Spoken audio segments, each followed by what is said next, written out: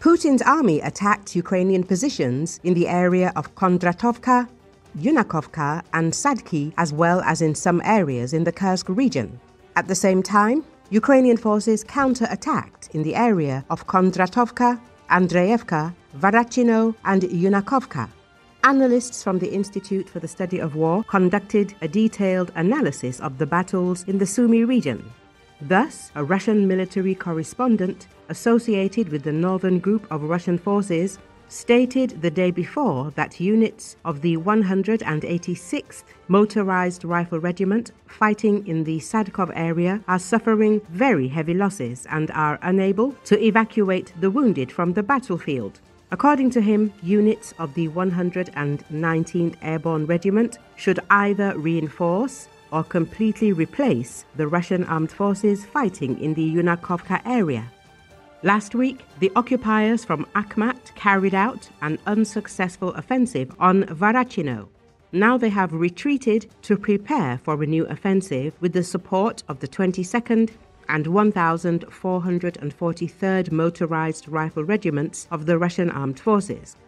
The military blogger believes that Chechen forces are likely hoping to consolidate their positions, which units of the 22nd and 1,443rd Motorized Rifle Regiments are seeking to seize in order to avoid involvement in any serious combat. The military correspondent expressed surprise at the participation of Chechen forces in the offensive and repeated long-standing claims that Chechen forces are only filming propaganda videos and are not involved in real combat.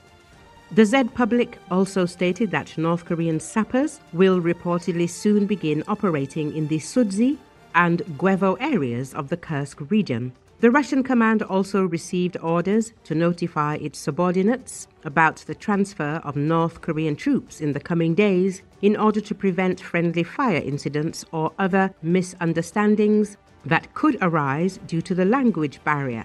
The Z blogger doubts that Kim's soldiers will conduct offensives in Ukraine, but will likely perform tasks in the rear, including work as cooks and cleaners, to free up Russian rear personnel for infantry offensives. Russian troops are currently about 20 kilometers from the regional capital of Sumy, which has been the target of frequent deadly shelling attacks.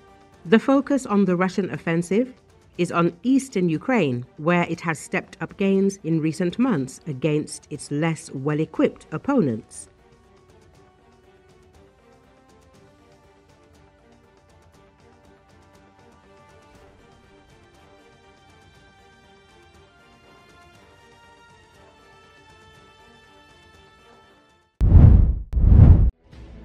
Ukraine's military intelligence has destroyed 2 Russian Mi-8 helicopters and a tugboat in occupied Crimea, the agency reported on September 1st.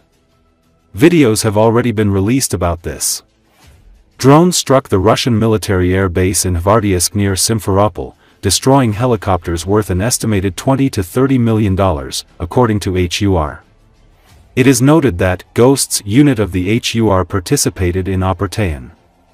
Demilitarization of the temporarily occupied Crimea continues, the statement reads. A disappointing finale was also met by a Russian tugboat, probably Buk 2190, in the Bay of Sevastopol during the air attack against the invaders on the peninsula. Ukrainian scouts sent a corresponding warhead to the ship.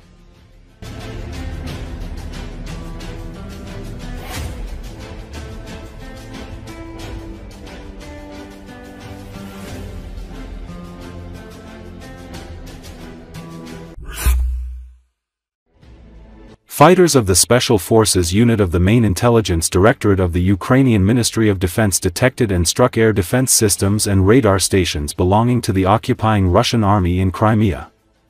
As a result of kamikaze drone strikes, a 98L6 AP radar station of the S-400 surface-to-air missile system, the Udios-T radar complex, the MICE M1 coastal radar station, the GLONASS Global Navigation Satellite System complex, and the RT-70 radio telescope were blown up and destroyed.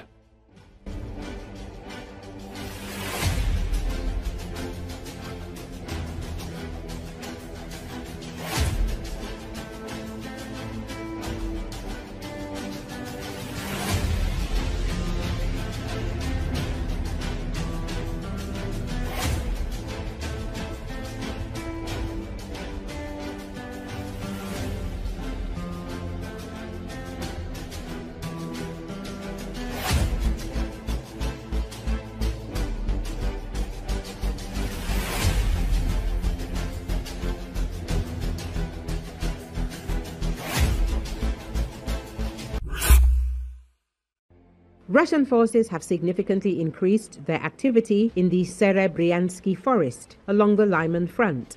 Nothing has changed in the Serebryansky forest for months. The Russians attacked, but to no avail. This forested area of more than 107 hectares stretches from occupied Kreminna to the border with Donetsk Oblast. Since the fall of 2022, after the capture of Kreminna by Russian troops, the front line has run through the forest, says Pryamyi media outlet. To avoid heavy losses, Russian forces rely on small unit infiltration through the Serebryansky forest instead of large assaults, says RFU News. The main Russian goal here is to take control of the town of Lyman, as the strategic location will serve as a stepping stone for future operations. RFU News says that Russian forces have advanced on 2 settlements from 3 sides, using small unit infiltration tactics rather than large-scale assaults. Larger attacks have ended in disaster, like a recent 25-strong motorcycle charge near Torsk, which was destroyed by artillery and drones. The result is a series of grinding Russian probing assaults, with Russian troops attempting to sneak across terrain and establish a foothold before being detected. Ukrainian forces have responded with an active defense, flexible positions, mobile counterattacks, and deliberate withdrawals to avoid major casualties. Both sides have key advantages here, as Russian units have managed to establish a stable infiltration corridor through the Serebryansky forest, which allows small detachments to cross into the area around Zarychne with some level of cover. RFU News recalls. However, Ukrainians still control the majority of the forest itself, and that control gives them a critical edge in fire control and drone surveillance over the fields to the northeast. Russians are unable to safely move up artillery or drone operators in support of their advances due to this Ukrainian drone fire control, leaving Russian infiltration efforts without enough firepower to deliver a decisive tactical defeat to Ukrainian defenders. Meanwhile, Ukraine maintains an advantage through its rapid reaction capabilities, allowing it to strike back before Russian units can consolidate.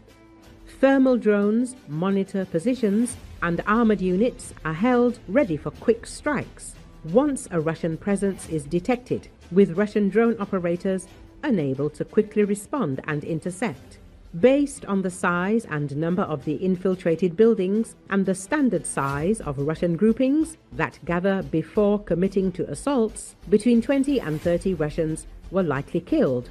In one recent incident, a Russian soldier became entangled in a Goza-type razor wire and was eliminated by a drone while immobilized, illustrating how Ukraine pairs static defenses with real-time drone surveillance and immediate strike responses, keeping most Russian infiltrators from ever establishing a foothold. RFU News says that the battle for Lyman continues to evolve and Russia's goals are clear.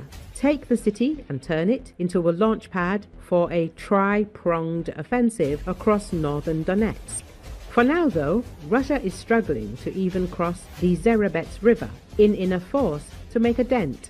Ukrainian forces are using active defense tactics, armored counters, and thermal drone coverage to keep the front fluid and prevent Russian forces from consolidating gains.